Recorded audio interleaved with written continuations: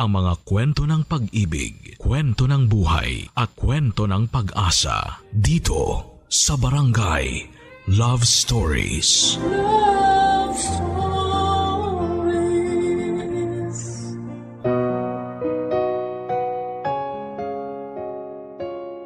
Marami ang nangangarap ng isang perpektong pamilya. Pero sa realidad ng buhay ay hindi ito nag-i-exist dahil lahat ng pamilya ay nagkakaroon ng problema. Lahat ay nagkakaroon ng hindi pagkakaunawaan. At yung iba ay umaabot pa sa puntong nasisira na ang relasyon nila. Kapag wala na ang pundasyon, may pag-asa pa kayang mabuo ang isang pamilyang pinaguho ng isang malaking pagsubok. Pakinggan ang kwento ni Johnny dito sa mga kwento ng pag-ibig, buhay at pag-asa sa nangungunang Barangay Love Stories. Dear Papa Dudut, magandang araw po sa inyo at sa lahat ng mga taga-pakinig ninyo. Matagal ko na pong binabalak na magpadala ng liham sa inyo dahil sa malaking pagbabago sa buhay ko na sigurado akong magbibigay din ng aral sa mga taga-pakinig ninyo. Tawagin niyo na lamang po ako sa pangalang Johnny. 49 anyos na ako nang magsimula ang kwento ko. Papadudot, no read no write ako, kaya nagpatulong na lamang ako sa kumpare ko na maisulat at may padala sa inyo ang ibabahagi kong kwento. 12 anyos pa lamang ako nang magsimula ako magtrabaho, Papadudot. Nagsimula ako sa pagiging kargador at sa pagtitinda ng pandesal. At noong 15 anyos na ako ay pinasama naman ako ng tatay ko sa pagsasaka nila sa bukid at sa pagkakarpentero. Sa ganoong edad pa lamang, masasabi kong batak na ako sa pagtatrabaho.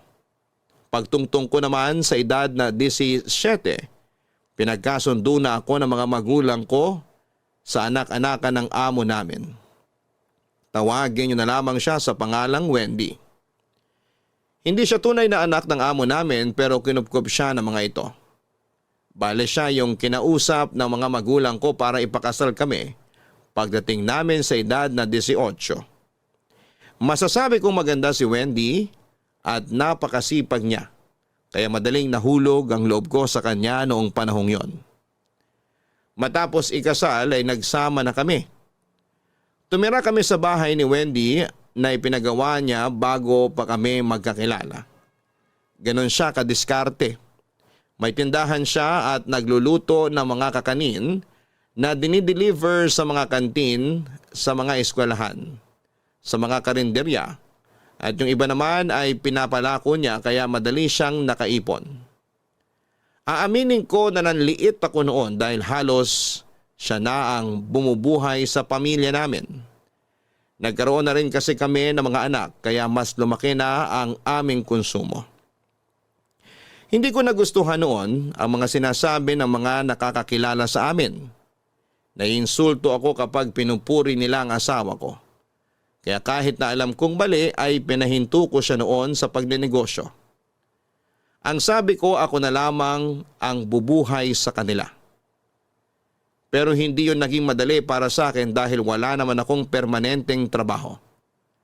At mula nang huminto sa pagnenegosyo si Wendy ay nagipit kami ng sobra kaya napilitan na ring maglayas ang mga anak ko para matakasan yung hirap ng buhay sa pamilya namin. Yung iba nagdesisyon na magtrabaho at yung iba naman ay iginapang ang pag-aaral nila sa sarili nilang sikap.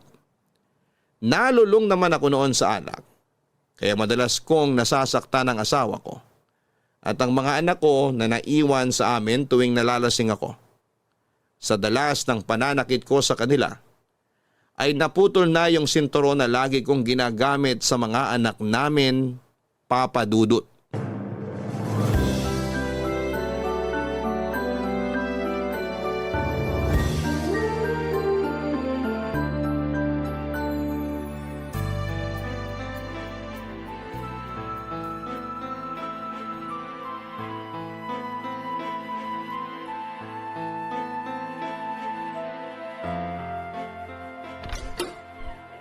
Wendy! Ay, lasing ka na naman. Gabi-gabi na lang, Johnny.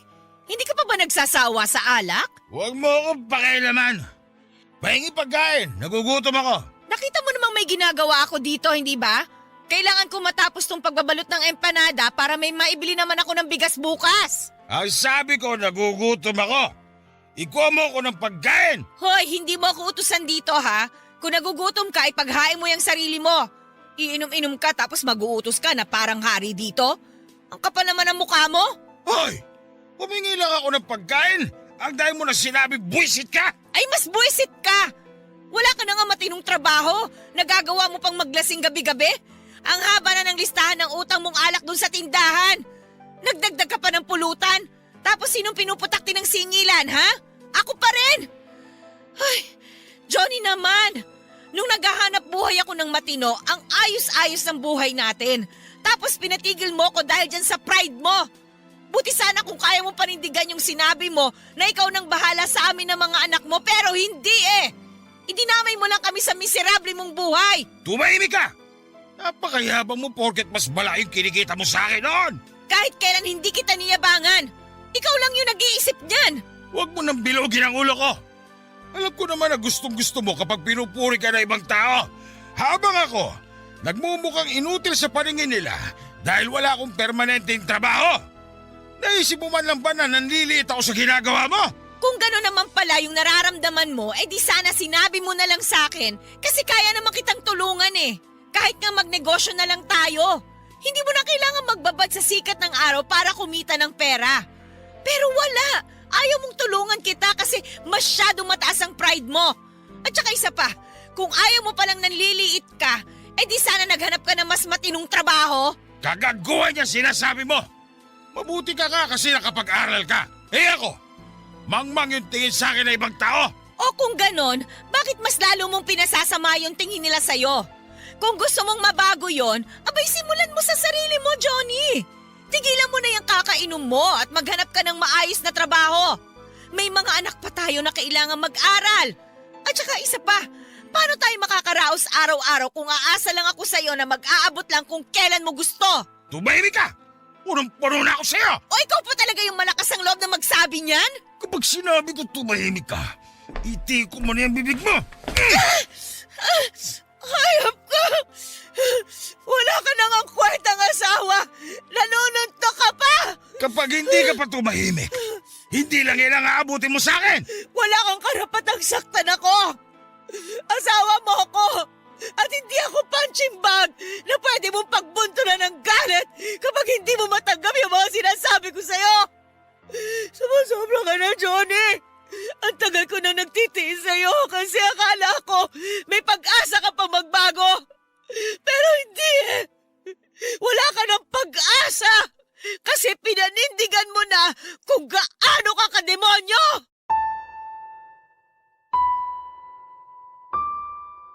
Papadudot madalas na ganon ang nangyayari tuwing nalalasing ako. Nung gabing yon ay nasuntok ko sa mukha si Wendy at nagkaroon siya ng pasa. Pinalampas niya yon nung una. Pero sa ikalawang beses na sinaktan ko siya ay mas malala pang nangyari. Buntis siya noon sa bunso naming anak nang bugbugin ko siya at hinabol pa ng itak. Sumama sa kanya ang mga anak namin pero naiwan yung bunso namin noon dahil nahila ko ito noong sinusubukang tumalon sa bintana. Ipinablatter ako ng asawa ko at pinalayo ako sa kanila. Wala naman akong magawa noon kaya pumunta na lamang muna ako sa mga kapatid ko sa Rizal. Na halos isuka na rin ako dahil sa pagiging mapanakit ko. Nakituloy ako sa kanila at naghanap ng trabaho. Natanggap naman ako sa paggawaan ng ube halaya na pagmamay-ari ng pinsan ko. Dahil malayo ako sa pamilya ko noon, ay nakikibalita na lamang ako sa nangyayari sa kanila. Nagpapadala din ako ng pera kahit na noong una ay ayaw itong tanggapin ni Wendy. At wala pang ang isang taon ay nagpasya na akong bumalik sa amin para makipag-ayos sa asawa ko. At bumawi naman sa mga anak namin. Isa pa ay nasabik din akong makita yung bunso naming anak dahil wala ako roon nang mga anak si Wendy. Nang umalis ako, yung isang anak pa lang namin ang aming bunso. Papadudot, tinanggap ako ni Wendy, pinatawad niya ako at pinatunayan ko naman sa kanya na nagbago na talaga ako. Pero sa katagalan, noong nawala naman ako ng trabaho ay bumalik ako sa pagbibisyo. Doon na rin nangyari ang pinakamalalang pananakit na nagawa ko sa asawa ko. Pinagsusunto ko siya at pinagtangkaang saksakin. Kung hindi lang siya nanlaban noon at nakatakbo palabas ng bahay kasama yung anak namin na si Jury ay baka napatay ko na siya noong araw na yon. Sa pagkakataong yon ay pinadampot niya ako sa mga pulis para mabigyan ng leksyon. Pero hindi rin naman natuloy ang pagsasampa niya ng kaso dahil iniisip niya noon ang mga anak namin.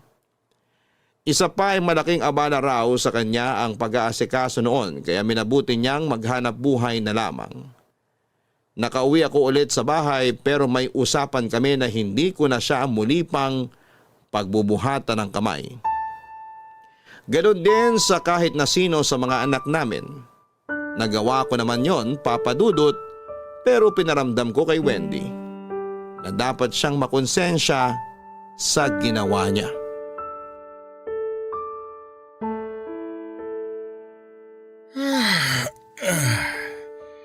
Ang sarap talaga magpahinga.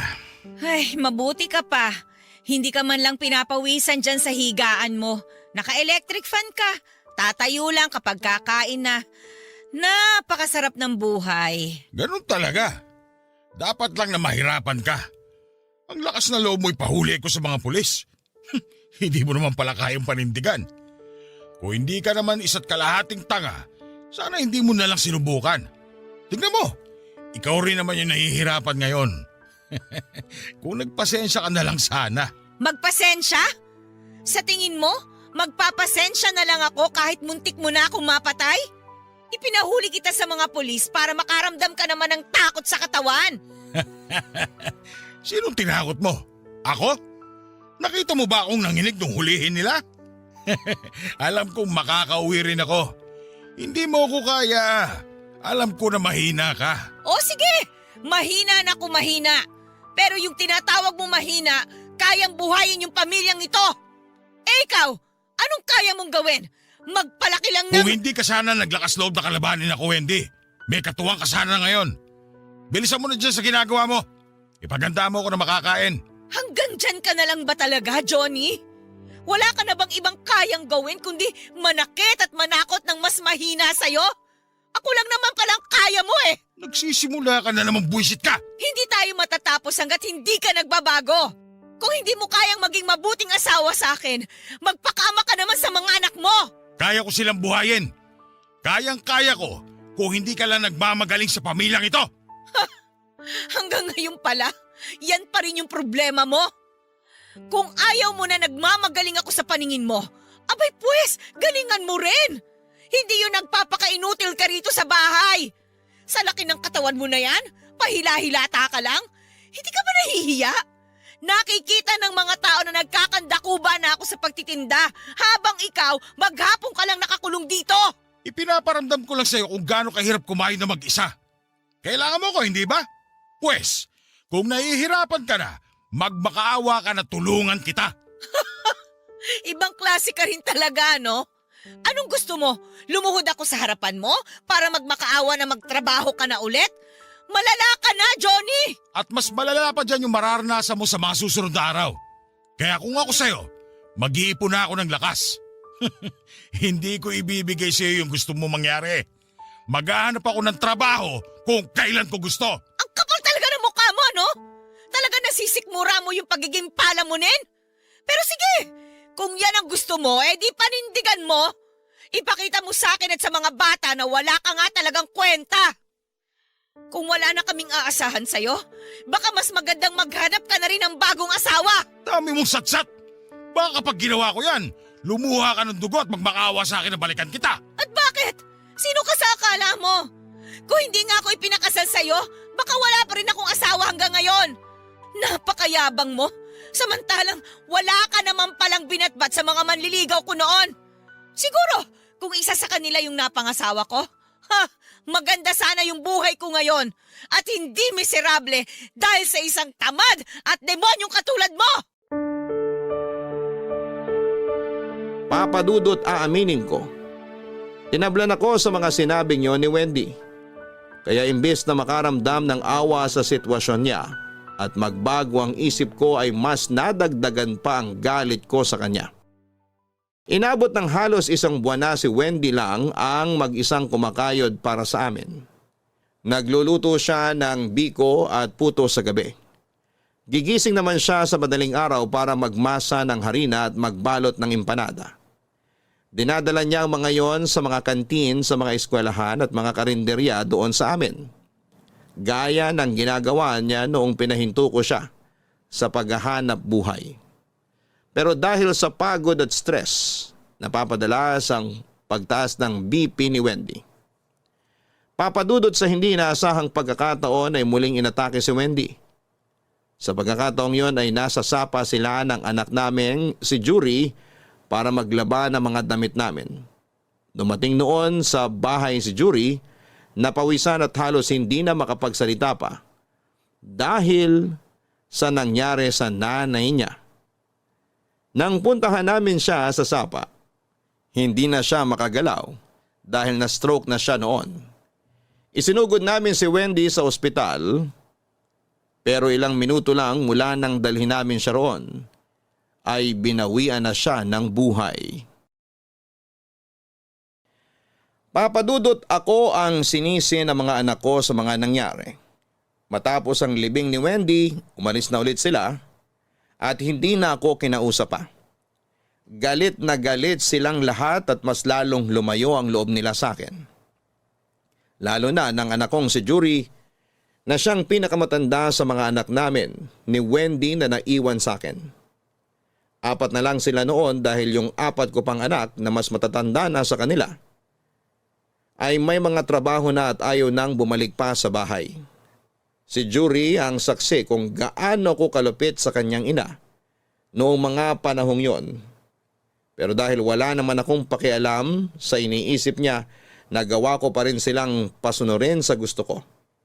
Sa pag-aakalang magiging madali lang yon, pero hindi ko akalaing lalayasan din nila ako. Nagplano silang 4 kung paano ako iiwanan at itinaon nila noong nakipaglamay ako sa kabilang bayan. Pagbalik ko sa bahay, wala na sila at yung mga gamit nila. Dahil naiwan na ako mag-isa ay naghanap ako ng makakasama ko, Papadudot. At doon ko nga nakilala si Marie Chris. 26 anyos pa lamang siya nang makilala ko.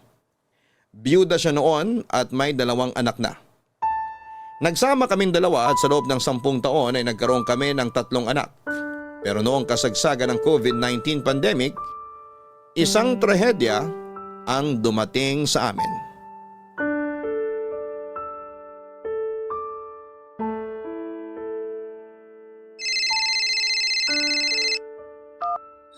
Marie Chris, ano? Kamusta dyan sa ospital? Bakit ka umiiyak? Ano nangyari? Wala na yung anak natin. Wala na si Johnny. Alam mo, kasalanan mo to eh. Kasalanan mo kung bakit siya namatay. Kasalanan ko na naman. Kung may namamatay na lang ba? Kasalanan ko palagi. Buisit ang buhay to. Oh. Anak ko rin yun, Marie Chris. Sa tingin mo ba natutuwa ako sa nangyari? Oo. Baka yun nga talagang gusto mo mangyari eh. Kasi tamad ka mag-alaga ng anak. Sa bagay, magaling ka lang naman gumawa ng anak, diba? Pero hindi mo kaya maghanap ng matinong trabaho para buhayin kami. Ngayon pa ba tayo magsisisihan?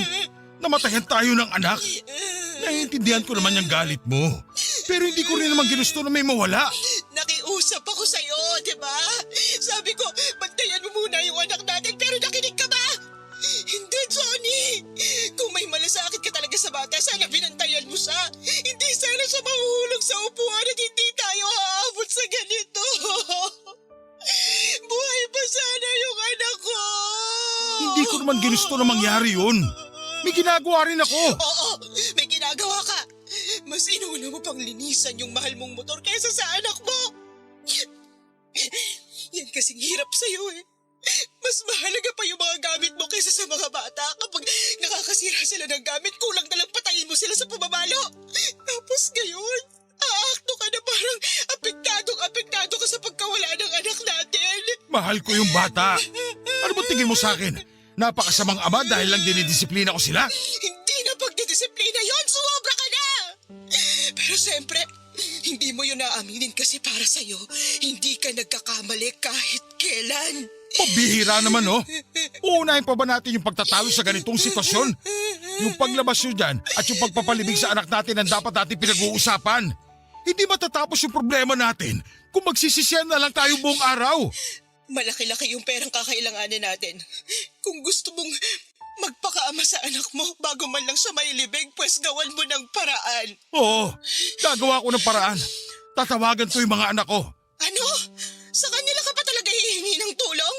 Baka nakakalimutan mong isinuka ka na rin ng mga anak mo. Baka kahit piso hindi ka nila limusan. Kanino pa ba ako lalapit? Sa tingin mo ba, may iba pang makakatulong sa atin? Kahit nga bigas wala nagpapautang sa akin dito. Wala na akong iba malalapitan kundi yung mga anak ko. Bakit ikaw? May mga kamag-anak ka ba na makakatulong sa atin? Wala naman, hindi ba? Kaya hayaan mo ako sa diskarte ko. Hindi naman ako matitiis na mga yun kasi alam nilang kahit anong mangyari, ama pa rin nila ako.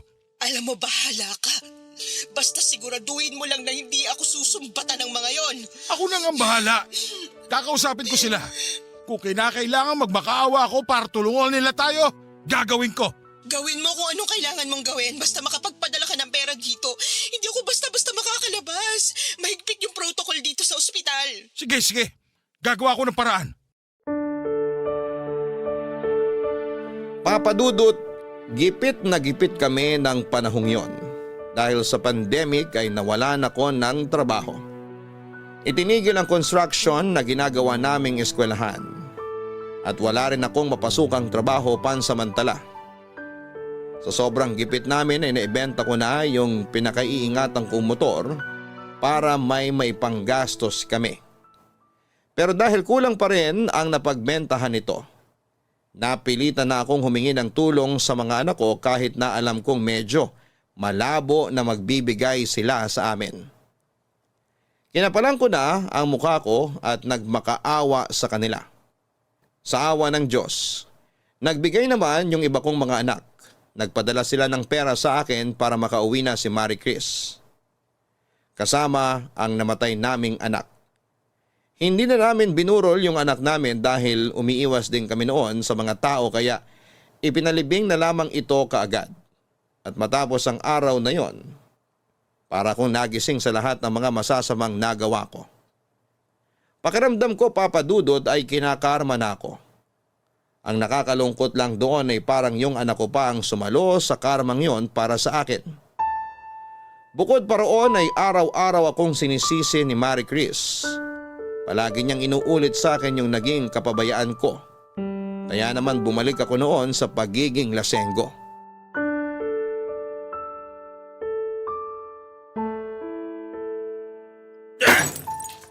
Marie Chris! Ano ka ba naman, Johnny? Bakit ka nagbabasag ng bote? Wala nang laman eh. Bumili ka pa. Bilhan mo pa ako ng alak. Gusto ko pang uminom. Ano?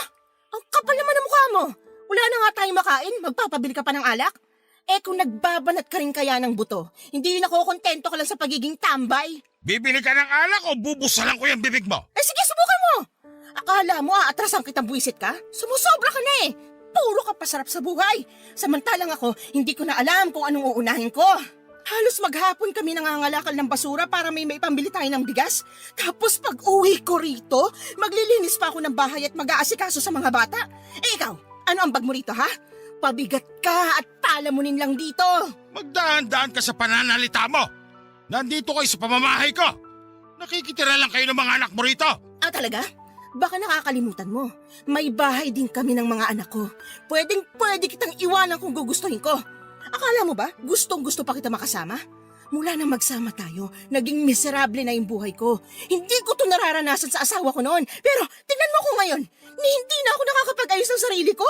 Yung pangangalakal ng basura na hindi ko naman ginagawa noon, pinapatos ko na ngayon para lang may makain tayo. Tapos ikaw, hindi ka man lang nahihiya na wala kang ginagawa para sa pamilyang to? Kumilos ka naman! Anong magagawa ko wala pa nga mapasukang trabaho. Ang dami mong pwedeng gawin para kumita. Ginusto mo lang talaga na maging tamad at uminom na lang ng uminom. Tapos kapag pinagsabihan kita, sasaktan mo ko? Hindi ako kagaya ng dati mong asawa na kaya kang pagpasensahan kahit nagpapakahayop ka na. Dinamay mo pa talaga yung taong matagal nang wala. Siraulo ka! Ikaw yung siraulo sa ating dalawa. Ganun ha? Hayop! Kahit minsan hindi lumapat sa mukha ko yung kamao ng asawa ko. Akala mo, ikaw lang yung may kakayahang manakit? Kung sipain ko pa kaya yung pagkalalaki mo, baka sakaling magpakalalaki ka na sa pamilyang to. Ang sakit! Tama lang yan sa'yo. Hindi lahat ng babae papayag na lang nasaktan ng isang kagaya mo. Hindi uso sa akin yung lalaki palagi yung masusunod, Johnny. Hindi ka batas kahit pa sabihin mong bahay mo to at nakikitira lang kami dito ng mga anak ko. Ikaw yung sumundo sa amin at nag-alok na dito na kami tumira. Kaya kung isusumbat mo sa akin yon, madali naman akong kausap. Babalik kami sa dati naming bahay at maghahanap na rin ako ng lalaking makakatuwang ko sa buhay. Hindi yung pabigat lang sa akin. Wag! Huwag niyo akong iwan! Pues magpakatino ka. Ayusin mo yung sarili mo at maghanap ka ng trabaho. Ayos ka naman nun Pero nakatikim ka lang ulit ng alak, bumalik ka na naman sa pagiging demonyo mo. Sige, maghahanap ako ng trabaho. Basta wag niyo lang akong iwan. Mahal na mahal ko kayo ng mga bata. Papa Dudut, kung napagkaitan ko ng pagmamahal ang una kong pamilya, bumawi naman ako sa pangalawa. Hindi ko na inulit yung pananakit na ginawa ko sa kanila noon at sinubukan ko na mas maging mahinahon kahit na gaano pa kasama yung araw na yon para sa akin. Kung hindi pa siguro ako ginantihan ni Marie Chris ng suntok ay hindi pa ako matatauhan. Sinikmuraan niya ako noon at halos hindi na ako nakahinga ng ilang sandali. Kabaliktaran nga siya ni Wendy. Kaya niya akong tapatan sa pisikalan. Kumbaga Papa Dudut ay parang nakahanap ako ng katapat sa katauhan niya. Kaya naman tuwing naiisip ko yung mga pananakit ko noon sa asawa ko ay nakokonsensya ako. Papa Dudut, parang si Marie Chris yung naging karma ko. Bukod kasi sa palaban siya, ay gumagatong pa ang mga magulang niya. Kaya naman napilitan na talaga akong humanap ng mapagkakakitaan noong wala pa akong mapasukan sa construction. Huminto na rin ako sa pag-iinom para hindi ako iwanan ni Marie Chris at ng mga anak namin. At mula nang gawin ko yon ay naging maayos na ang buhay namin nang mag-iina ko. Pero sa buhay talaga, Papa Dudut, hindi nauubos ang mga pagsubok. Papa Dudut, matapos ang pandemic, sa wakas ay nagkaroon na ulit ako ng trabaho. May kalakihan yung bahay na ginagawa namin kaya matagal din yung trabaho namin doon. Pero sa kasamaang palad may nangyaring aksidente noon. Nahulog ako mula sa tinutungtungan kong scaffoldings. Nahilo yung labor ko noon at hindi niya sinasadyang maitulak ako.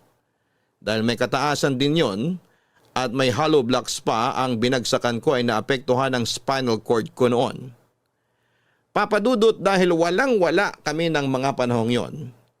Sinubukan ko munang humingi ng tulong sa mga kapatid ko pero gaya ng inaasahan ko ay pinagpasapasahan lamang nila ako. At wala rin akong napala. Ang katwiran nila ay kailangan din nila ng pera. Naisip ko rin naman na malabo silang magbigay sa akin pero nagbabaka sakali lamang ako. Dala ng kagipitan. Nung wala na akong mapagpilian, kahit nahiyang-hiya na ay tumawag na ako sa mga anak ko. Minsan na nila akong tinulungan kaya muli akong nagbaka sakali, Papa Dudut.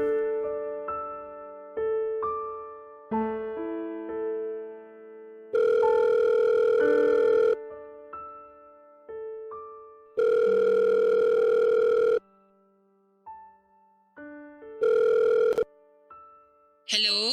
Sino to? Anak, ako to. Ang tatay mo. Ay wow! Tatay ko na pala uli kayo? Himala at tumawag kayo. Kailangan nyo ng tulong, no? Pasensya ka na, anak. Sabi na kailangan nyo na naman ng pera kaya kayo tumawag. Ano na naman bang nangyari ngayon, Tay? Nasa ospital ako, anak. Naaksidente kasi ako sa trabaho. kailangan akong operahan para... Hindi na namin problema yan. May kinakasama na kayo, di ba? Bakit hindi siyang gumawa ng paraan? Tutal siya naman yung nakikinabang sa inyo. Naaalala niyo lang kami pag may kailangan kayo. Anak, sige na. Tulungan niyo na ako. Matanda na ang tatay. Sapat na bang rason yung pagiging matanda niyo para kalimutan ang lahat ng ginawa niyo sa amin? Baka nakakalimutan niyo, Tay. Kayo yung dahilan kung bakit wala na kaming nanay ngayon. Patawarin niyo na ako, anak. Pinagsisisihan ko lahat yun. Pangako, babawi ako sa inyo kapag nakalabas na ako ng ospital. Kahit pautangin niyo lang muna ako. Babayaran ko paunti-unti kapag nakapaghanap buhay na ulit ako, anak. Hindi ko alam kung dapat ba ako maniwala sa pangako niyong yan. Kung yung sa ilang taon nga ni kumusta wala kaming natanggap sa inyo, malalaman lang namin na buhay pa pala kayo kapag tatawag kayo at hihingi ng tulong sa amin. Natatakot kasi ako sa inyo, anak. Natatakot ako na baka mas magalit kayo sa akin kapag bigla ako nagparamdam. Baka kasi mas maayos kayo kapag wala na ako sa buhay ninyo. Pero wala eh. Kahit hiyang-hiya na ako sa laki ng kasalanan ko sa inyo. Sa inyo pa rin ako lumalapit kapag kailangan ko ng tulong. Sa totoo lang, anak, gusto ko na magpahinga. Pero ayokong gawin yun nang wala man lang akong nagawa para patawarin ninyo. Gusto niyo naman palang mapatawad namin kayo eh. Eh bakit ngayon niyo lang naisip yan? Sana noon pa, nung wala kayong kailangan sa amin, para naman kapani-paniwala kahit papano. Kaso hindi eh. May kailangan kayo sa amin, kaya malamang paaasahin niyo na naman kami. Diyan naman kayo magaling eh. Anak, kahit kayo na lang. Pangako, ito na yung huling beses na hihingi ako ng tulong sa inyo. Kapag magaling na ako, babawi ako sa inyong lahat. Gagawin ko kahit anong gusto nyo. Kung kinakailangang lumuhod ako sa harapan ninyo para mapatawad niyo ako, gagawin ko yun. Hindi kailangan na lumuhod kayo sa harapan namin. Kasi wala ring silbi yun kung hindi naman kayo magbabago. Alam nyo naman sa sarili nyo kung ano ba yung dapat ninyong gawin eh. Kaya nyo ngang magpakaama sa mga anak nyo ngayon, diba? Bakit sa amin parang hirap na hirap kayo? Sana nga buhay pa si nanay ngayon eh.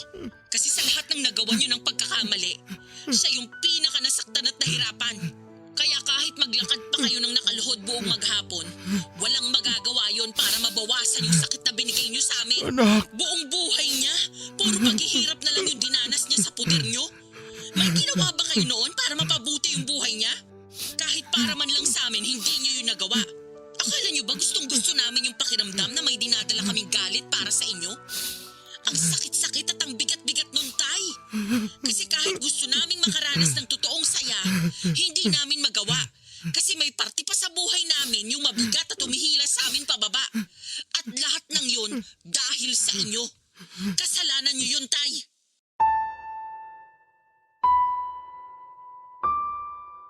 Papa Dudut, marami pang mga masasakit na salitang binitawan noon si Jury habang magkausap kami.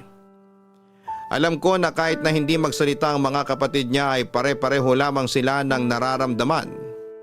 At isa lang ang gusto nilang mangyari. Ang patunayan ko na nagsisisi na ako sa mga pagkakamaling nagawa ko noon na nakasakit sa kanila. Pero sa kabila ng galit nila ay nagbigay pa rin sila ng tulong. Hindi ko inaasahan yon dahil yon na ang ikalawang beses na humingi ako ng tulong sa mga anak ko. Malaki naman ang naibigay nila kaya kaunti na lamang ang kinailangan namin para matuloy ang operasyon. Inilakad din namin yon ni Marie Chris sa munisipyo at sa Kapitolyo. Kaya malaking ginhawa sa amin noong makalabas na ako ng ospital. May natira pa sa ibinigay ng mga anak ko kaya hinati na lang namin yon. Gusto raw kasing magbukas ni Marie Chris ng tindahan kahit maliit lang. Sinuportahan ko naman siya sa plano niya dahil mas mahirap kung sasama pa siya sa pangangalakal habang kasama ang maliit pa naming anak. Ako naman bala kong bumalik sa pagtitinda ng ice cream noon dahil hindi ko pa kakayaning bumalik sa pagkakarpentero. Papadudot maliit lang ang kinikita ko sa pagtitinda ng ice cream. Lalo na't marami akong kakompetensya. Pero yon lang ang alam kong paraan noon para masuportahan ang pamilya ko. Umiwas ako sa bisyo at itinuon na lamang ang atensyon sa paghahanap buhay. ginawa ko yon para patunayan kay Marie Chris at sa mga anak ko na hindi na sayang ang pagsasakripisyo nila para maoperahan ako.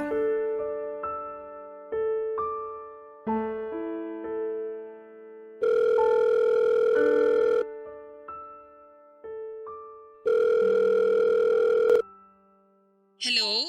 Hello anak? O tay, ano na naman bang kailangan ninyo? Wala naman anak.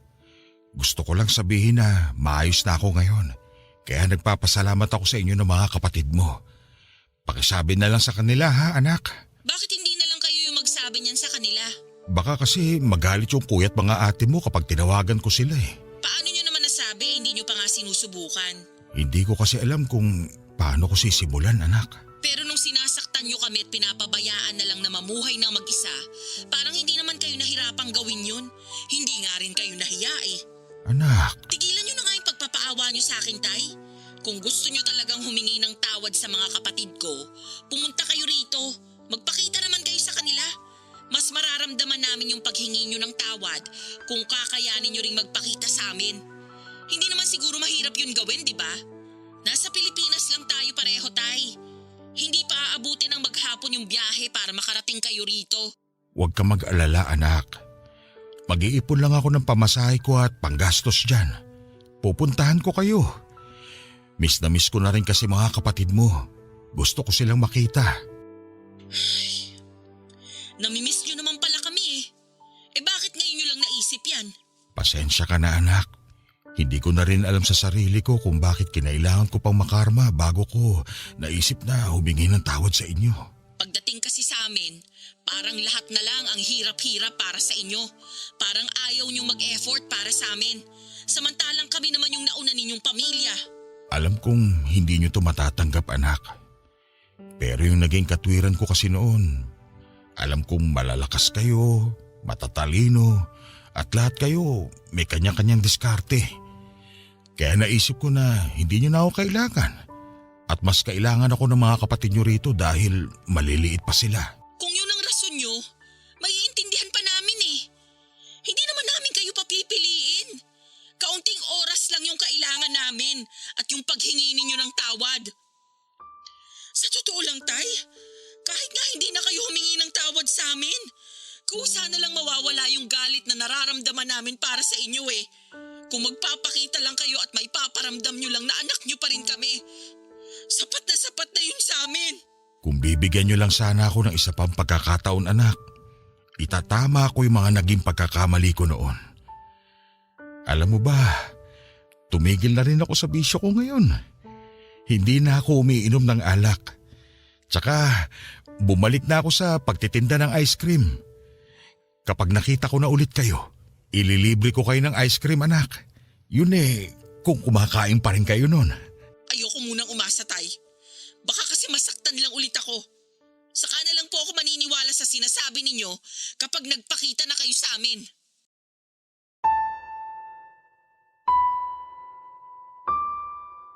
Papa Dudut, dahil wala pa akong pera, hindi ko pa talaga magawang bumisita sa mga anak ko. May parte rin sa akin na umaasa noon na baka sila yung bumisita sa akin pero hindi yon nangyari. Naintindihan ko rin naman kung bakit. Isa lang naman kasi ang gusto ng mga anak ko. At yon ay yung ako mismo ang pumunta sa kanila. Wala akong karapatan na magreklamo dahil napakabuti pa rin ng mga anak ko. Kaya malaki pa rin ang pasasalamat ko sa yumao kong asawa dahil sa kabila ng sitwasyon namin noon, ay napalaki niyang maayos ang mga anak namin. Papadudot, nagpatuloy ako noon sa pagtitinda ng ice cream gamit ang luma kong bisikleta. Bala ko sanang palagyan ng sidecar ang bisikleta ko pero hindi pa sapat ang pera ko ng mga panahong yon.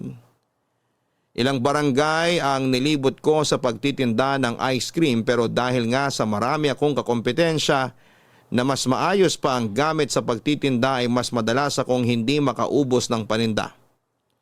Kaya para madagdagan ang kinikita ko ay naisipan ko na ring bumili ng mga kalakal. Nagbabahay-bahay ako noon at doon ako kumita ng mas malaki. Nangutang ako sa may-ari ng junk shop na pinagbabagsakan ko ng mga kalakal. Noong ko lang kasi nalaman na kumpare ko pala ang may-ari noon. Hinulugan ko na lamang sa kanya yung utang ko at pumayag naman siya. Kaya mas naging maayos na ang paghahanap buhay ko ng mga panahong yon. Papadudot, tiniis ko ang init at pagod sa maghapong pangangalakal. Sanay din naman ako sa ilalim ng sikat ng araw kaya hindi ako masyadong nahirapan sa bago kong hanap buhay. Naisip ko nga na mas maayos pa pala yon kesa sa ginagawa ko noon. Sa pagkakarpentero kasi, bugbog talaga ang katawan ko sa maghapong trabaho. Hindi tulad sa pangangalakal ko na nakakapagpahinga ako at hawak ko rin ang oras ko. Mas malaki ang kinikita ko roon kumpara sa pagkakarpentero ko dahil minsan yung mga nakukuha kong kalakal ay hindi na pinababayaran ng may-ari. Basura lang kasi yon para sa kanila. Pero para sa akin ay biyaya yon kung maituturing. Unti-unti akong nakaipon, Papadudot, nagtatabi ako ng para sa pamasahe at panggastos ko sa pagpunta sa mga anak ko. Pero naglalaan din ako para sa gastusin namin sa bahay dahil hindi na rin po talaga biro ang konsumo namin sa isang araw. Lalo na't nag-aaral na sa elementarya ang panganay namin ni Marie Chris. Lahat ng mga hindi ko nagawa sa mga anak ko kay Wendy ay ibinuhos ko na lamang sa mga anak namin. Pero hindi pa rin nawawala sa isipan ko na maiparanas sa mga anak ko sa una yung pagiging isang mabuting ama, Papadudot.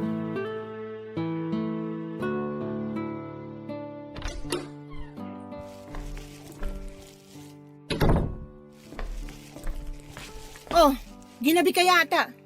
Huwag mong sabihin bumalik ka na naman sa pag-iinom. Mukha ba ako nakainom? Bakit parang ang saya-saya mo? Malaki-laki kasi kinita ko ngayon. Jackpot!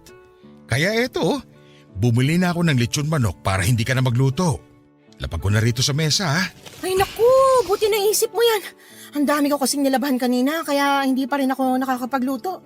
Pinakain ko na lang muna ng tinapay yung mga bata. Ay, magsasalang pa lang kasi ako ng sinaing eh. Ako na magsasaing. Magpahinga ka na lang muna dyan. Ha? Pero di ba pagod ka rin sa pangangalakal? Sus!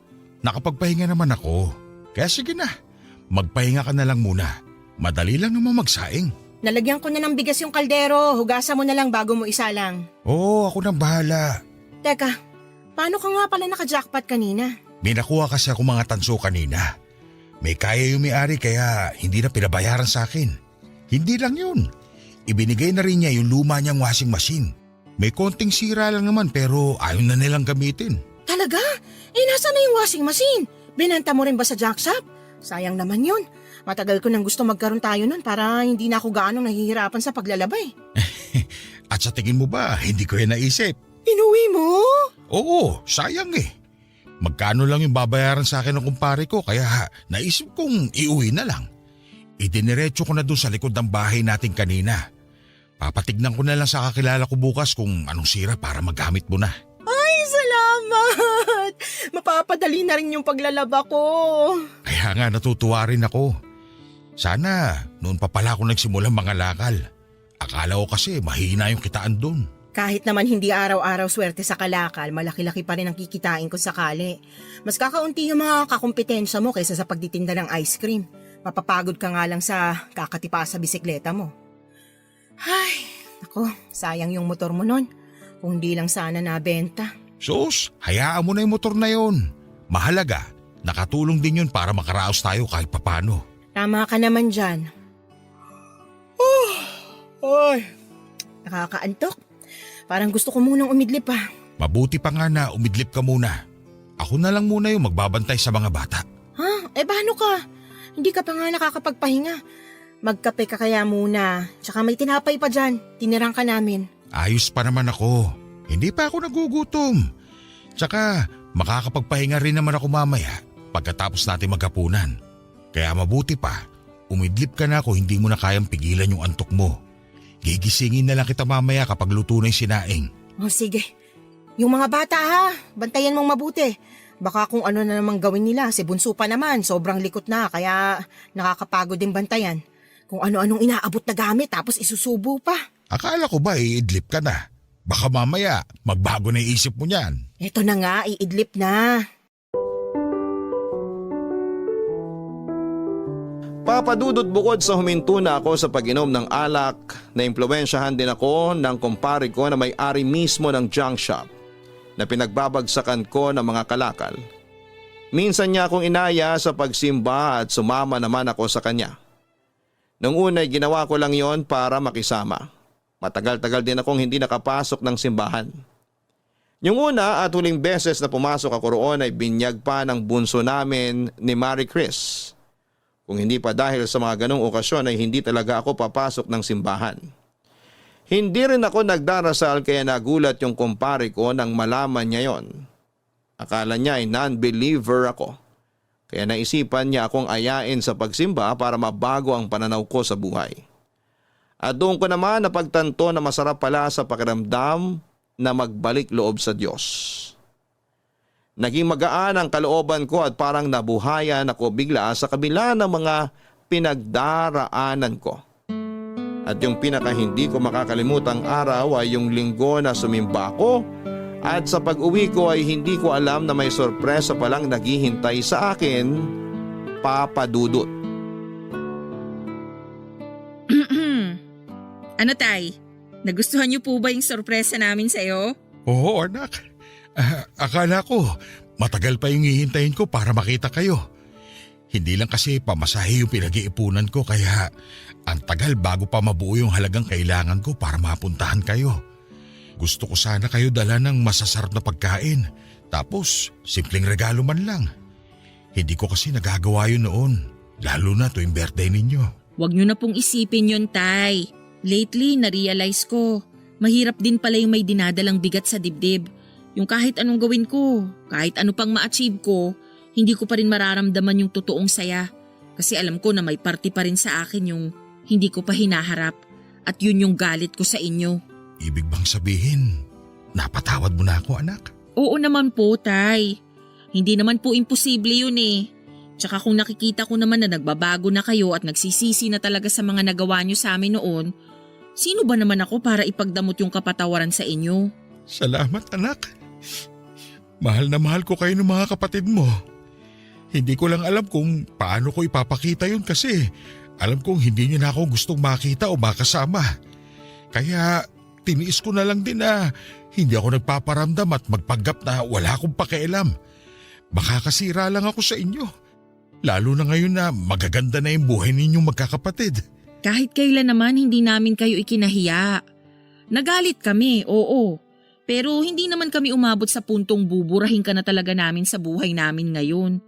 Tsaka yung sinasabi niyong makakasira kayo sa amin? Kontra ako dun, tay. Kasi paano naman makakasira sa amin ang isang mabuting ama na gagawin lahat para sa pamilya niya? Sa dalawang pamilya pala. Ikaw talaga. Sana noon ko pa to ginawa. Huli ko na kasi napagtanto na masarap pala sa pakiramdam na wala akong sinasaktan at alam kong mahal na mahal ako ng mga anak ko. Kaya alam mo anak, malaki yung pasasalamat ko sa kumpare ko na tumulong sa akin para magbalik loob sa Diyos. Parang gumaan bigla yung buhay ko. Nagbago ka na nga talaga, tay. Proud ako sa inyo. Proud na proud. Salamat anak ah.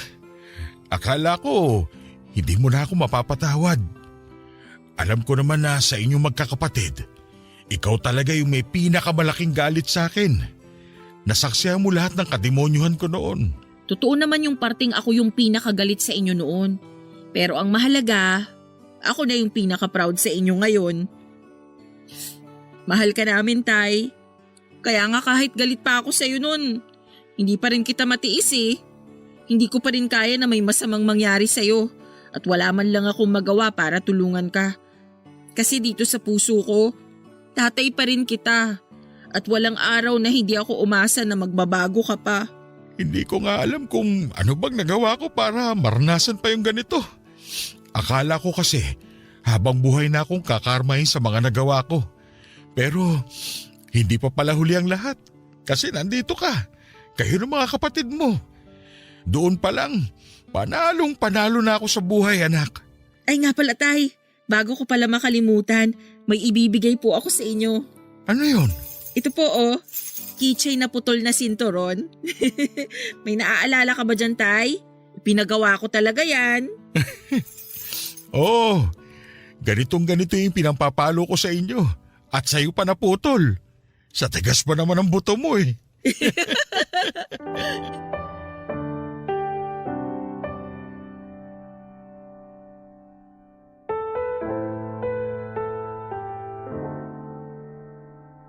Papadudot walang paglagyan ang sayang nararamdaman ko ng mga sandaling yon dahil sa mga sinabi sa akin ni Jury. Bukod pa roon ay sinabi rin ng iba ko pang mga anak na napatawad na nila ko. Mula nang maayos ko ang relasyon ko sa mga anak ko kay Wendy ay parang bigla na lamang gumaan ang loob ko. Nagkaroon ako ng dahilan para ganahang gumising araw-araw at kumayod para sa pamilya ko. Papadudot, bago umalis sa mga anak ko ay nagtulong-tulong sila para maipaayos yung bahay namin na iniwan pa ng kanilang ina. Para daw mas maging komportable kami. Nagbigay na rin sila ng dagdag puhunan para sa tindahan namin para makaluwag-luwag kami kahit papaano. Nag-iwan din sila ng maraming grocery sa bahay para sa budget namin bago sila umalis. Pero kahit nakalis na sila, madalas na silang tumatawag sa akin para mangumusta. At ako naman. Nagpapaload talaga ako kapag nagsasabi yung mga anak ko na tatawag sila sa akin. Tinuruan kasi nila ako na gumamit ng Messenger para makapag-video call lang kami. Sa lahat ng mga nangyari, hindi na siguro matatapos yung pasasalamat ko sa Panginoon. Kasi kahit naging makasalanan ako ay binigyan niya ako ng isa pang pagkakataon para baguhin at ayusin ang buhay ko. Kaya bilang ganti ay lumayo na ako sa kahit na anong bisyo at kung ano-anong tukso na makakasira sa panibagong buhay na ibinigay niya sa akin. Hanggang dito na lamang po ang aking kwento at sana'y kahit papaano ay nakapagbigay ito ng aral sa mga nakikinig sa programa ninyo. Maraming salamat po Papa Dudut at sa lahat ng mga nasa likod ng napakagandang programa ng Barangay LS. God bless sa inyong lahat. Ang inyong forever kapuso at kabarangay, Johnny. Ang mabibigat na pagsubok sa buhay ay hindi ibinibigay sa atin para pahirapan tayo at maging miserable na lamang. Paraan lamang ito para mamula tayo sa realidad ng mundo at mapagtanto na hindi palaging saya lang ang meron sa buhay natin. Makakaranas tayo ng lungkot, matinding galit at matinding paghihirap. Pero kapag nalampasan natin ang lahat ng yon, saka lang natin makikita ang tunay na dahilan kung bakit kinailangan natin itong pagdaanan. At yan din ang napagtanto ng ating sender ngayong araw na si Johnny. Nagkasala siya nang paulit-ulit at nang magkaroon siya ng pagkakataon para ayusin ang buhay niya. Hindi niya ito sinayang pa. Pinatunayan niya na deserving siya sa panibagong chance na yon.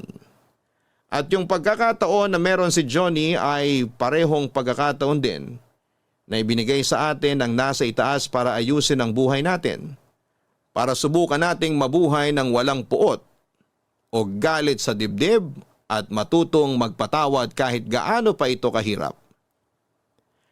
Hanggang sa muli, ako po si Papa Dudut sa mga kwento ng pag-ibig, buhay at pag-asa sa Barangay Love Stories number 1. Barangay Love Stories. Barangay Love Stories.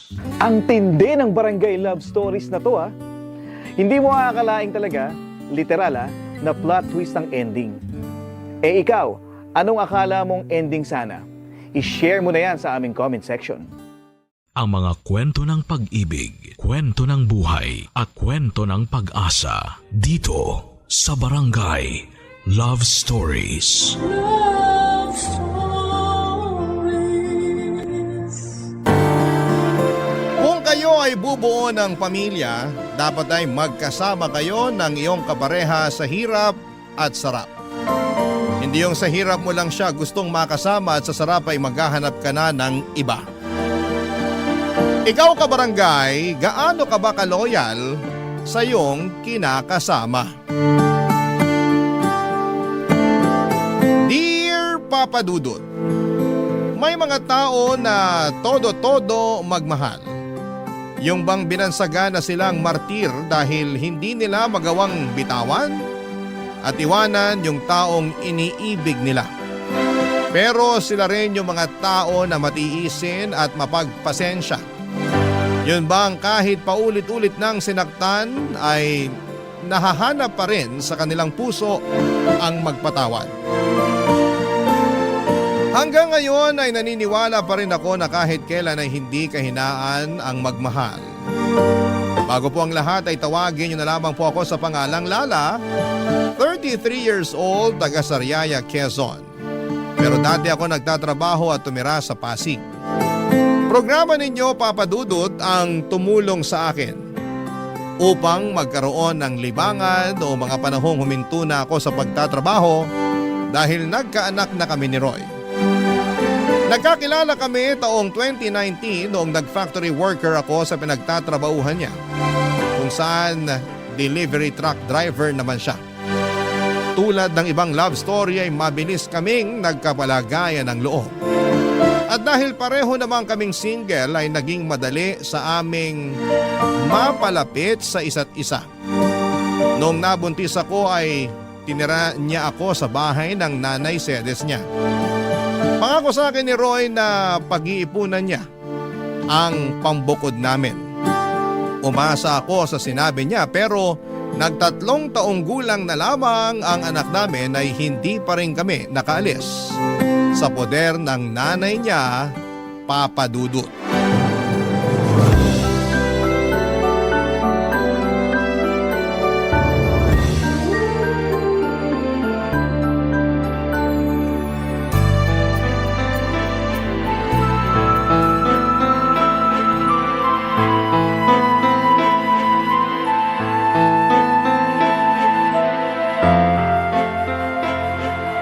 Nay, alam niyo na pala na may babae si Roy pero kinukonsinti niyo pa.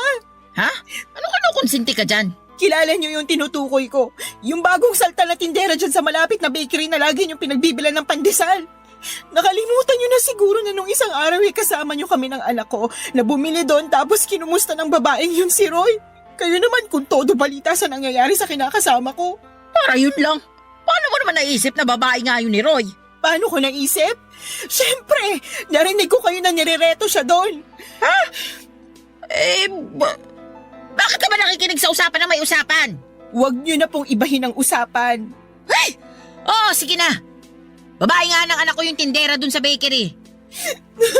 Sinasabi ko na nga ba eh. Pwede ba? Huwag kang matungal dyan na para kang baka.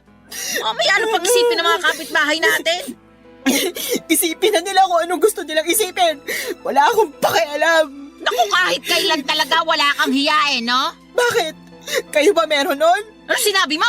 Bastos ka! Kayo po yung mas bastos. Pag hindi talaga ako nakapagpigil, masasabunutan kita, Lala. Alam mo yung ugali mong ganyan? Yan yung dahilan kung bakit ayaw sa'yo ng anak ko. Kaya di na ako magtataka kung pinagpalit ka niya sa iba. Hindi naman ako magkakaganito kung hindi dahil sa anak niyo. Yan, yung pagiging maingay mo at palingkera yung madalas reklamo ni Roy sa akin. Yan po bang sumbong sa inyo ni Roy? Oo, lagi na lang malungkot yung anak kong yon. Mukhang depressed lagi kasi inaaway mo raw. Hindi totoo yan. Nag-iimbento lang siya. Ay, ginawa mo pa talagang sinungaling ang anak ko. Sinungaling naman po talaga yung anak niyo. Kanino pa ba siya magmamana? Eh di sa inyo rin na nanay niya. Aba, sumusobra ka na talaga ha. Halika rito para masabunutan kita. Aray ko, Nay! Nasasaktan po Dapat ako! lang yan sa'yo. Di ba naman masyadong matalin ang dila mo? Ay! Sumusobra ka na talagang babae ka! Kayo po yung sumusobra! Kayo ni Roy! Dapat talaga iwanan ka na ng anak ko eh.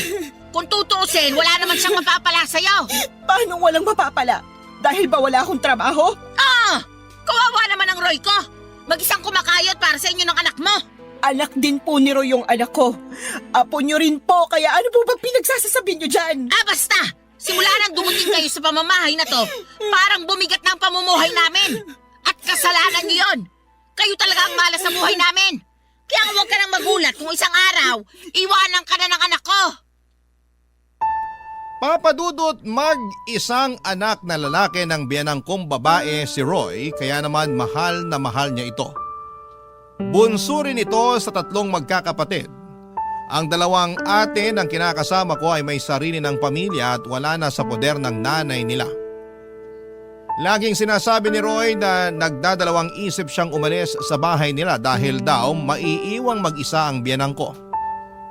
Pero nahihirapan akong makisama sa ugali ng nanay niya na likas ang pagiging taklesa at pakialamera. Oo, may mga araw na magkasundo kami pero mas lamang pa rin yung hindi kami magkasundo. At kapag nangyayari yon ay mas pinipili ko na lamang na manahimik dahil nga nanay pa rin siya ng kinakasama ko.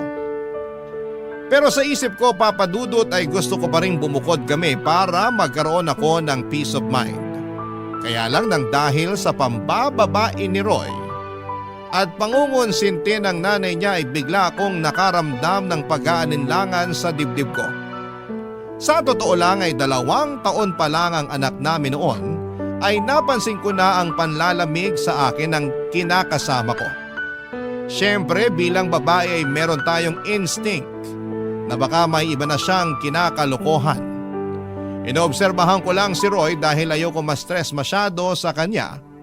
Magaling ang mister ko, kumbaga sa kriminal ay marunong siyang magtago ng mga ebidensya.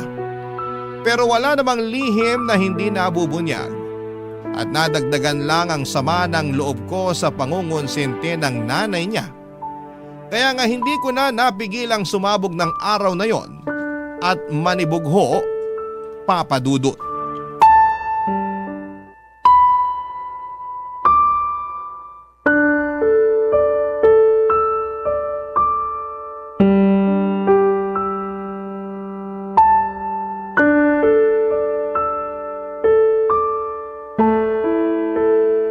Oh, yan lang sinweldo namin. Ano to? Anong ano yan? E di sweldo namin. 500? Bakit ito lang? Magagawa ko kung yan lang. Baka nakakalimutan mo na marami akong loan. Malamang kinaltas na dyan. Hindi ako naniniwala sa'yo. Patingin ang payslip mo. Ayoko nga. Anong ayaw mo? Wala na. Tinapon ko na. Roy naman, napakaliit nito. Alam mo namang may sakit yung anak natin, diba? E akala ko ba magaling na siya? Hindi naman tumalab yung halamang gamot na pinainom ng nanay mo sa kanya. Hindi nawala yung lagnat niya. Natatakot na ako baka kung ano ng sakit ng anak natin. Masyado ka namang OA. Ayos lang yung anak natin. Paano magiging ayos? Pabalik-balik nga yung lagnat niya. Tsaka ako pa talaga yung OA, ha? Para ka namang hindi nag-aalala sa anak mo. Nag-aalala rin ako. Pero anong magagawa ko kung yan lang ang sinahod ko? Pagkasyain mo na lang.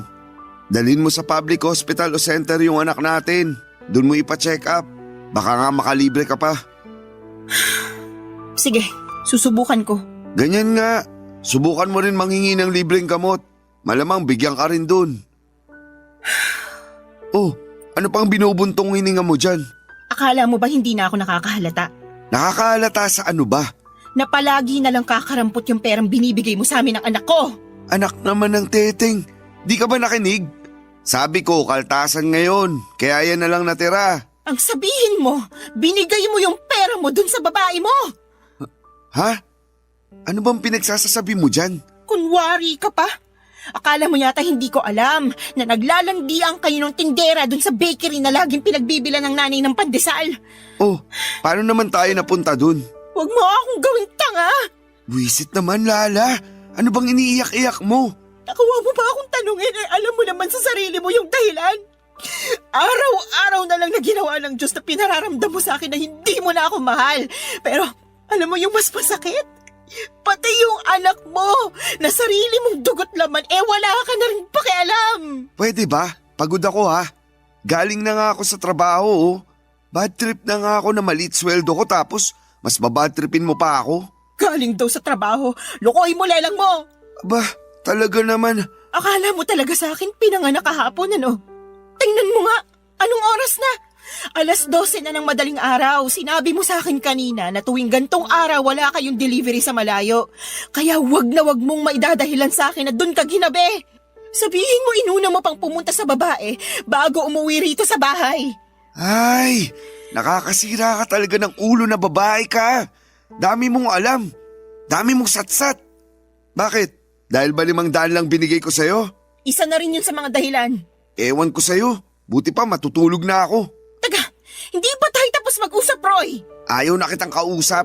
Kainis ka. Ikaw pa talagang may ganang mainis? Malamang. Pagod na nga yung tao tapos sinermonan mo pa. Di ka na lang magpasalamat, may inabot ako sa'yo. Meron pa naman tayong makakain hanggang sa susunod na sweldo ko. Masyado ka lang talagang mapaghanap.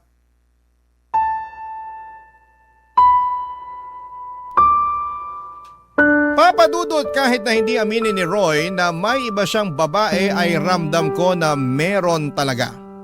Lalo pa na sumasala na siya sa pagbibigay sa amin ng anak niya. Ang totoo ay hindi yon ang unang pagkakataon na kulang ang perang ibinibigay sa akin ni Roy.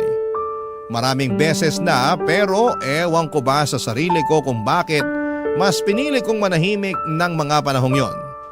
Pakiramdam ko tuloy ay nasanay na lamang si Roy kaya paulit-ulit na niyang ginagawa. Ewan ko rin kung bakit kahit na sinabi na ng nanay niya sa akin na babae niya yung tindera sa bakery na malapit sa amin, ay gusto ko pa rin na manggaling kay Roy ang pag-amin. Bagay na hindi naman niya ginawa, Papadudot.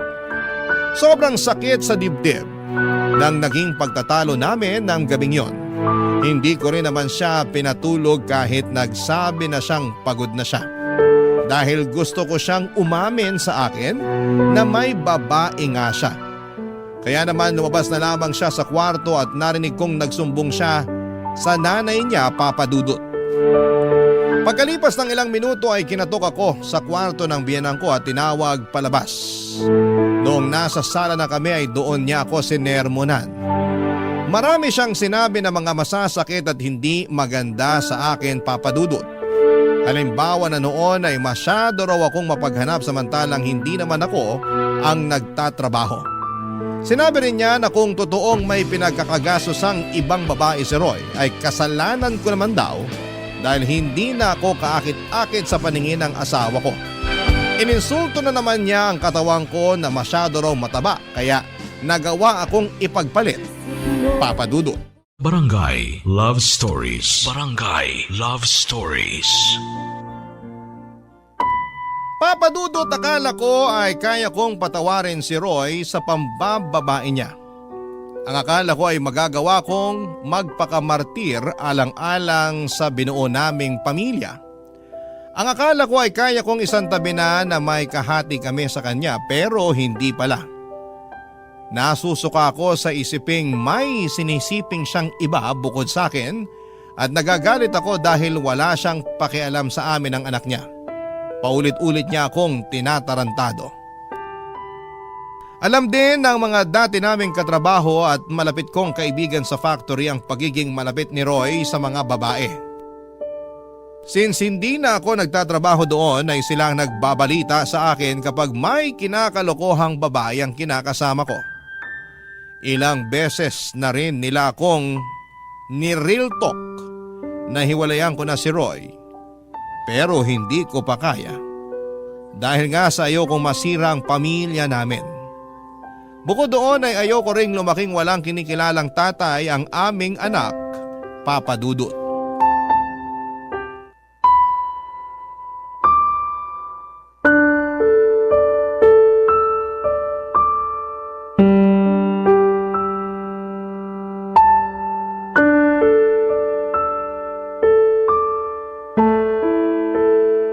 Lala, masayiin mo nga yung likod ko. Sakit na eh. Busy ako. Anong busy? Tulog naman anak natin. Ano pa bang gagawin mo? Marami. Magsasampay pa ako ng mga damit natin. Akala ko naman tapos ka na maglaba. Hindi pa. Kasi pinakain ko pa't pinatulog yung anak natin. Mabuti sana kung tinutulungan mo ko kaso hindi naman. Pagod ako. 6 na araw kaya ako nagtrabaho. Ngayon na nga lang day off ko, patutulungin mo pa ako sa'yo sa paglalaba. Oh, edi sana ikaw na lang muna nagpakain sa anak natin. Sana tapos na ako sa pagsasampay. Bakit ko gagawin yun? Pagod nga ako. At trabaho ng mga babae yun. Alam mo ikaw? Oh, ano na naman? Wala. Balik na ako sa pagsasampay. Sandali lang. Masayiin mo muna likod ko. Hindi ka ba nakakaintindi? Magsasampay pa nga ako ng mga labahan natin. Naiintindihan ko naman. Pero pwede bang mamaya na lang? Mamayain ko mukha mo eh. Bakit ka ba ganyan? Anong bakit ako ganito? Nakuha mo pa magtanong? Hindi mo ba halatang napapagod na ako? Kaya nga mamaya ka na magsampay. Masayin mo muna ako. Wow ha? Akala ko naman pagpapahingahin mo ko. Yun pala uutusan mo lang din ako. Yan talagang ugali mo yung ayaw ko eh. Reklamador. Tapos magtataka ka kung bakit nagawa kong tumingin sa ibang babae. Ano sinabi mo? Sabi ko, reklamador ka. Kung ako reklamador, ano ka pa? Tsaka kapal din ang apog mong sabihin na kasalanan ko kung bakit ka tumingin sa ibang babae. Oh, edi inamin mo rin sa akin na may iba ka nga. Akala ko alam mo na. Bintang ka pa nga ng bintang sa akin nun. Hindi bintang yon. Inamin mo na nga, di ba? Ibig sabihin totoo. Oo, naisip ko lang na wala na akong dapat itago pa. Saka di naman tayo kasal eh. May karapatan akong tumingin sa iba. Kasi wala naman akong pananagutan sa'yo. Ano? Naririnig mo ba yung sarili mo? Walang pananagutan sa akin eh, may anak tayo, Roy! Oo, pero magkakaanak na rin kami ni... Ano sinabi mo? Pwede bang kumalma ka muna? Nakakagulat ka naman eh. Bigla-bigla kang sumisigaw. Aray ko! Bakit ka ba nangahampas? Tanong-tanong ka pa eh, kulang pa nga yung pangahampas ko sa'yo. Tsaka kapal na mukha mong sabihin sa akin na nabuntis mo yung kabit mo. Nakakadiri ka. Ano sa palagay mo dapat na maging reaksyon ko, ha? Matuwa ako? Magpa-party ako at ipaglatag ka ng red carpet kasi magkakaanak na kayo ng kalantari mo? Hindi naman, pero... Alam mo, ayoko na. Ha? Anong ayaw mo na? Ayoko na ng ganitong buhay kasama ka. Pagod na ako kung alam mo lang. Hindi ito yung klase ng pagod na madadaan sa tulog. Papahinga, wasak na ako dahil sa ginagawa mo sa akin. Kung makapagmalaki ka pa, na kaya ka tumingin sa iba ay dahil sa pagiging reklamador ko, kapal mo talaga, Roy. Saan ka pupunta? Wala ka na doon. Basta, aalis na kami ng anak mo sa pamamahay na to. Lala naman, huwag mo naman gawin sa akin to. Bakit hindi? Hindi mo naman na kami mahal eh. Saka sabi mo magkakaanak na kayo ng babae mo. Eh di doon ka na. Congratulations sa inyo ah. Uy, seryoso ba talaga yan? Iiwanan niyo ako ng anak natin? Correction, anak ko lang. Simula sa araw na to, hindi mo na sa anak. Hindi ka na niya tatay. Hindi mo na rin ako live-in partner dahil tapos na tayo. Papadudot galit na galit ako kay Roy nang malamang kong nabuntis niya ang kalantari niyang babae. Pakiramdam ko ay dobling beses niya akong pinagtaksilan. At hindi ko naisip na meron pa palang mas ilalala ang kaya niyang gawing pananakit sa akin. Ang sama-sama niya, papadudot. Durog na durog ako ng mga panahong yon at iyak ako ng iyak, pero alam ko na wala na rin naman akong magagawa pa. Yun ang naging hudyat para magkalakas ako ng loob na makipaghiwalay kay Roy. Alam ko na mas priority talaga niya ang pambababae niya kesa sa amin ang anak niya, papadudot. Ilang taong ko ring pinagtiisan ang hindi pagiging mabuting padre de pamilya at provider ni Roy. Dagdagan pa ng pangungonsinti ng nanay niya na sobrang perpekto sa mga ginagawang kabalbalan ni Roy, papadudot. Ayoko na. Pagod na ako. Sinagad na ni Roy ang pasensya ko kaya naman mabilis akong nag-alsa baluta ng araw na yon at umuwi kami ng anak ko sa bahay ng Mama Berta ko na nasa Quezon Province. Buti na lamang kahit paano ay may naitabi akong perang pamasahe pero kinapos pa rin yon. Kaya nagpasundo na lamang ako kay Mama sa terminal ng bus, papadudot.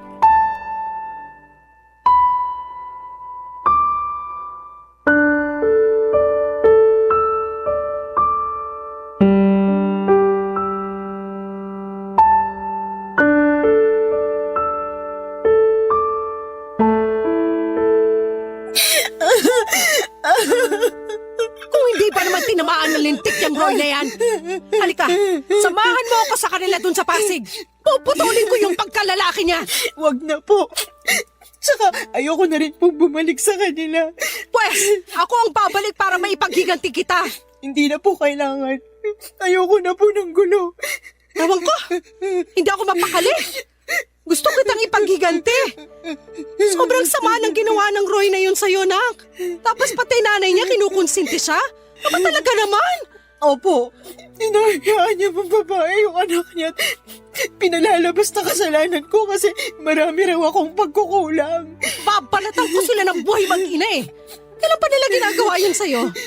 Matagal ko na pong nararamdaman na may babae si Roy, pero nito lang sa umamin at ang masahol pa, nabuntis na raw niya. Matagal na pala pero tiniis mo lang? Ayoko lang kasing masirang pamilya namin eh. Ayokong mawalan ng tatay ang anak ko. Mas mabuti pang lumaki na walang kinikilalang tatay yung anak mo. Kesa meron nga pero nuknuka naman ang katarantaduhan. Buti naman natauhan ka na, Lala. Kaya nga po, mali ko lang kasi pinatagal ko pa. Hinayaan ko dahil umaasa ako na sa huli. Kami pa rin ang anak niya yung pipiliin niya. Hindi niya kayo deserve ng anak mo. Kaya tama lang na iniwan mo ng lalaking yon. Magsama sila ng babae niya. Pero kung may pagkakataon lang talaga, gusto ko siyang bigyan ng kaliwat ka ng sampal at sisikmuraan ko rin para magtanda. Pag nakasali nanay niya, papagahan ko. Manaman eh. O bakit? Magaling kaya ako manuntok? Alam ko po, pero hindi na kailangan. Sabi ko nga po, ayoko na bumalik sa kanila. Karma na lang po bahala na maghiganti para sa amin ng anak ko. Sa bagay, naniniwala pa naman ako dyan sa karma. Yung bang kapag gumawa ka ng masama, doble o triple na masamang karma rin babalik sa'yo? Buti na lang talaga naisipan mo ng hiwalayan ng manlolokong yun. At umuwi kayo rito ng apo ko. Kasi welcome naman kayo rito sa bahay. Salamat, Ma. At sorry din dahil ang tanga-tanga ko. Dapat noon ko pa ginawa na makipaghiwalay kay Roy. Hindi na sana ako nasaktan ng gusto. Hayaan mo na. Nangyari na eh. Tsaka sabi mo ayaw mo namang masirang pamilya nyo. Ayaw mong mawalan ng tatay yung anak nyo. Ibig sabihin, nilaban mo. Pero si Roy talaga yung may diferensya rito. Kulang yata sa bakuna yung taong yun eh. Pareho sila ng nanay niya may pagkasintu-sinturin. Pag naligaw talaga yun dito sa Quezon, baka katikim mo sa akin ng suntok sa muka. Paawat na po kayo. Hindi ko lang matanggap na ginano nila ang kaisa-isang anak ko. Yun ay kinagagalit ko. Sana naiintindihan mo. Wala namang magulang na naghahangad na masaktan ng iba mga anak nila. Naiintindihan ko po kayo. Kaya lang bilang anak, ayoko naman na mapahamak kayo sa kagustuhan yung maipaghiganti ako laban sa kanila sakaling mag-cross ulit yung landas namin. Pero sana, wag na talaga kahit kailan. Sana nga. Naniniwala naman ako sa'yo na kaya mong itaguyod ang anak mo eh. Kakayanin ko po. Oo naman. Malakas ka. Matapang kang babae. Ako kaya nanay mo. Tsaka nandito lang kami ng tatay mo para tulungan kang bumangon. Papadudot mabait si Mama at ang kinakasama niya na tinuring ko na rin parang tunay na ama. Dahil hinayaan nila kami ng anak ko na magstay sa bahay nila. Matagal na panahon na rin simula nang umalis ako sa Sariaya para hanapin ang kapalaran ko sa Maynila. Doon ako nakapagtrabaho at nakapagrenta ng maliit na apartment bago ko nakilala si Roy. Wala akong kapatid at wala rin namang anak ang mama ko sa tatay-tatayan ko at tanging pagtitinda lamang ng mga gulay at prutas sa may tabing kalsada ang pinagkakabalahan nila. Kaya naman masayang-masaya sila dahil umuwi kami ng anak ko. Sa paglipas ng mga araw ay sinabi ko sa sarili ko na gusto ko na lang mag-focus sa pag-move on kay Roy at intindihin ang anak ko. Kaya nga kahit masakit, mahirap at nakakatakot ay sinimulang kong umusan. Butit nandyan ang mama ko na handang umalalay sa akin at sa loob nga lang ng isang buwan ay unti-unti ko nang naibabalik ang dati kong pagkatao. Nasinira at winasak ng dati kong kinakasama, Papa Dudut.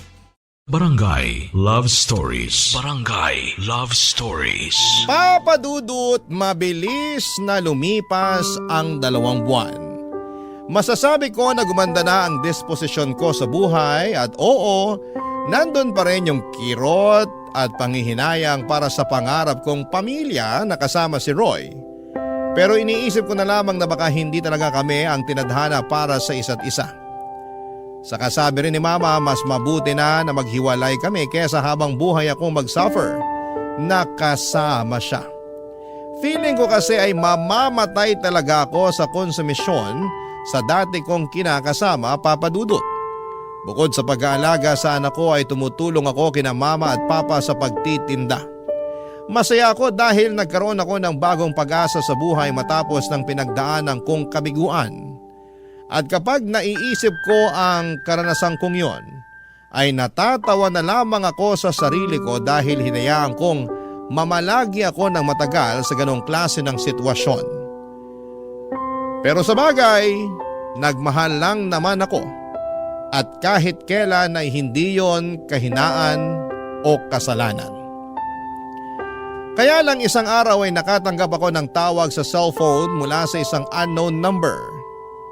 Hindi ko na sana sasagutin pero nasagot ko pa rin, Papa Dudut. Ganon na lamang ang gulat ko nang ang nanay ng dati kong kinakasama na si Roy ang nasa kabilang linya. Binalita niya sa akin na may sakit daw ang anak niya at kailangan nito ng tulong at pag-aalaga ko. Pinababalik nila ako sa bahay nila sa Pasig pero hindi ako pumayag, Papa Dudut. Binabaan ko ng cellphone ang nanay ni Roy at makaraan lang ang 3 araw ay gulat na gulat ako nang pumunta siya sa bahay namin sa Sariaya, Quezon.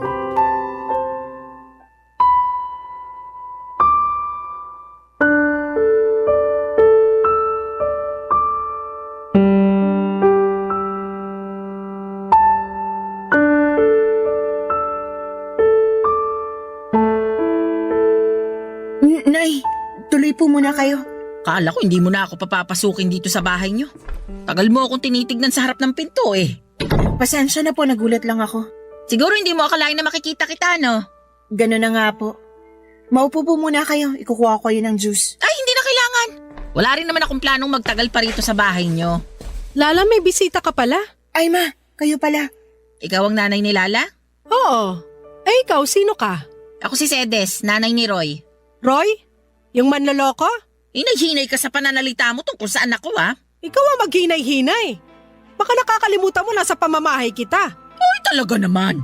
Lala, pagsabihan mo nga yung nanay mo, sabihin mo, matutong rumispeto. Opo. Wow! Ako pa pala ang walang respeto rito, Sedes. Baka nakakalimutan mong ikaw at ang magaling mong anak ang hindi rumispeto sa anak kong si Lala. Akala mo ba hindi ko alam ang panloloko ng anak mo sa anak ko? At pati na rin pangungunsinti mo sa kalokohan ng Roy na yon. Ha? Ano sinasabi mo? Ma, huwag niyo na pong awayin si Nanay Sedes. Anong wag awayin na isa tong malakas ang loob pumarito sa bahay natin? Ano bang ginagawa mo rito, ha? Ano?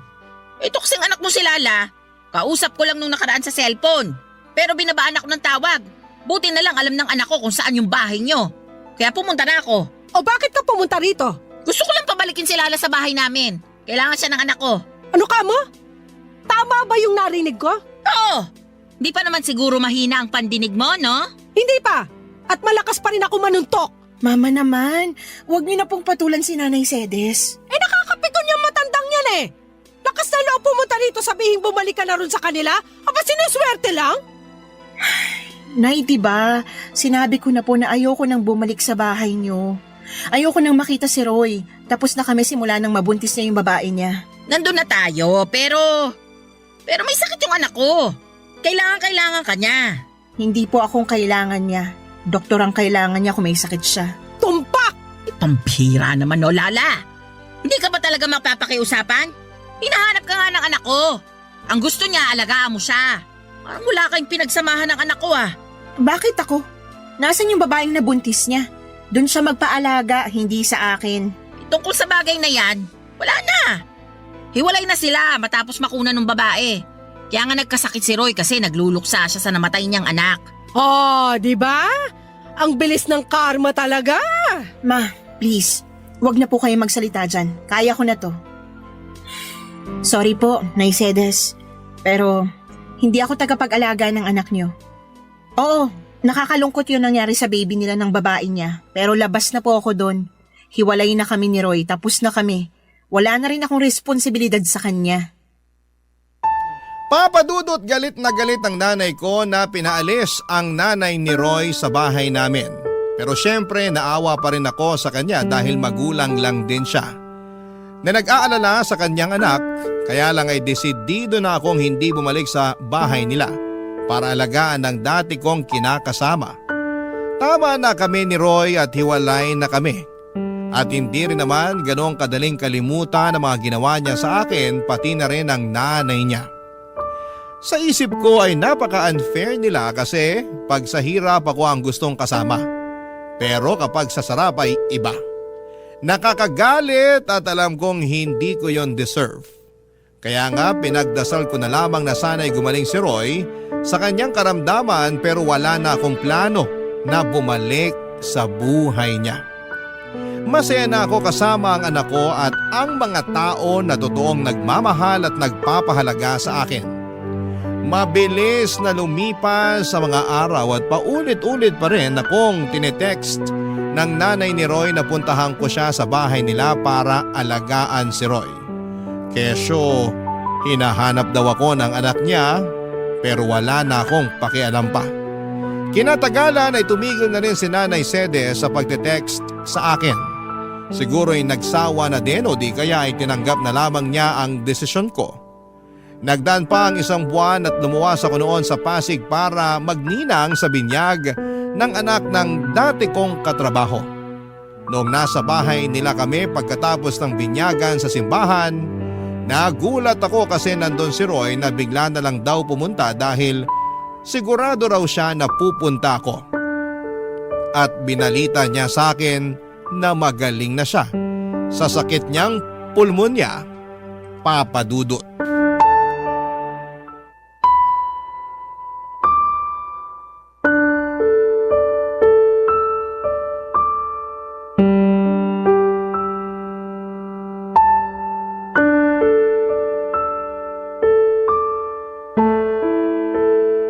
Alam mo, panira ka ng araw eh. Sorry na. Surihin mo mukha mo. Nagpunta ako rito para makita mga dati kong katrabaho, hindi ikaw. Alam ko naman yun pero ito na lang yung paraan na naisip ko para makausap ka. Hindi mo na rin kasi sinasagot yung mga text at tawag namin sa'yo ni nanay. Ay, sorry ha. Hindi ko na rin natatanggap. Nakablock na kayo sa akin. Ang kulit nyo kasi mag-ina eh. Hindi mo na ba talaga kami mapapatawad?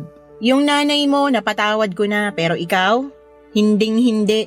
Lakas ng tama mo, no? Nakuha mo pa talagang itanong sa akin ang bagay na yan? Umaasa pa rin kasi ako na magkakabalikan tayo. Siraan na lang ang tuktok ko pag binalikan pa kita. Pero may anak tayo. May karapatan pa rin ako sa bata. Hindi ka naman nagpakatatay sa anak natin eh. Ayaw mo nga na alagaan siya, di ba? Dami mo pa nung dahilan, kesyo pagod ka. Nagawain ko yun kasi babae ako. Nakakapikong ka na. Kaya nga nagbabagong buhay na ako. O, anong gagawin ko sa pagbabagong buhay mo? Lala naman, wag mo naman gawin sa akin to. Gagawin ko kung anong gusto kong gawin. Ikaw nga, ginawa mo lang din noon ang gusto mo eh. Alam ko naging siraulo ako. Alam ko marami akong pagkukulang sa inyo ng anak natin. Pero pinagsisisihan ko na yun lahat. Hindi mo na ba ako pwedeng patawarin? Hindi mo na ba ako pwedeng bigyan ng pangalawang pagkakataon? Binibigay lang ang pangalawang pagkakataong sinasabi mo sa mga taong deserving. Pero ikaw, hindi ka kasama sa mga taong yon, Roy. Huwag ka nang umasa na makikipagbalikan pa ako sa'yo dahil matagal na tayong tapos. Maawa ka naman sa akin oh. Naawa ka ba sa akin nung niloko mo ako? Naawa ka ba sa akin nung pinagmukha niyo kung pangit ng nanay mo para lang makonsinti ang pambababae mo? Hindi naman, di ba? Kaya sabihin mo, bakit ako maaawa sa'yo? Mabuti pa umalis ka na. Lala naman, huwag mo akong paalisin. Anong wag paalisin? Eh, hindi ka naman imbitado rito. Tsaka sinisira mong araw ko, nakakainis ka na. Gusto ko lang naman mag-sorry sa'yo. Wala nang magagawa yung sorry mo, hindi na ako makikipagbalikan sa'yo. Gusto mo bang lumuhod ako? Ano? Sige, luluhod ako. Tumayo ka nga dyan, nakakahiya ka. Wala akong pakialam kahit na nakakahiya pa tong ginagawa ko. Pero desperado na ako. Gusto kong magkabalikan tayo. Gusto kong magsimula ulit tayo ng panibagong buhay. Gusto ko na ulit magpakatatay sa anak natin. Tumayo ka na dyan, sabi eh. Tatayo lang ako kapag pumayag ka nang bumalik sa akin. Di wag kang tumayo dyan. Bahala ka sa buhay mo. Iwanan na kita. Sandali lang! Roy, napipik ko na talaga ako sa'yo ah. Isa pang pangungulit mo sa barangay na tayo mag-uusap. Sinabi ko na sa'yo na hindi na ako makikipagbalikan sa'yo. Pagod na ako sa relasyon natin. Ayoko na ulit mangunsumi sa'yo. Ngayon, kung totoo nga na nagbago ka na, di mabuti. Pero hindi ibig sabihin doon na natatapos yung mga kasalanan mo sa akin. Kung alam mo lang kung gaano kalalim yung sugat sa puso ko na kagagawan mo, sana hindi na lang kita nakilala noon. Sana hindi na lang kita minahal.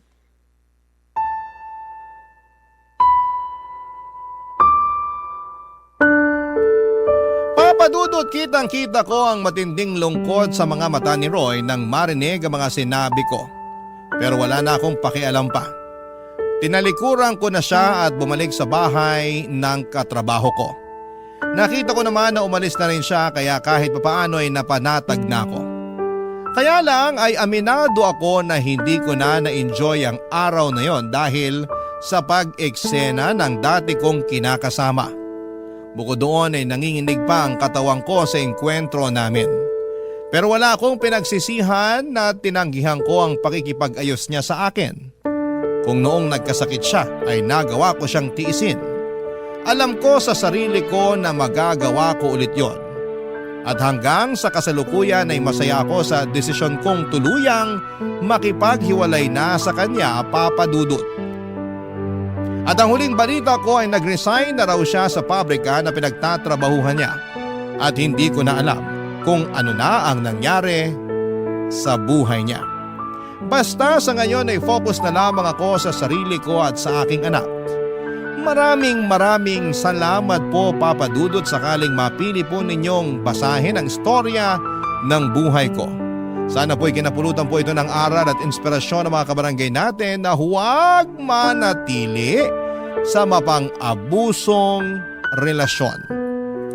Matuto tayong piliin ang ating sarili. Huwag tayong magpakamartir. God bless po sa inyong istasyon and more power, Papa Dudut. Ang inyong forever kapuso at kabarangay, Lala. Barangay Love Stories. Barangay Love Stories. Anong say mo sa Barangay Love Stories na ito? Pagkwentuhan natin sa comment section yan. Nagustuhan ng iyong napakinggan? Ituloy yan via live stream sa www.gmanetwork.com/radio.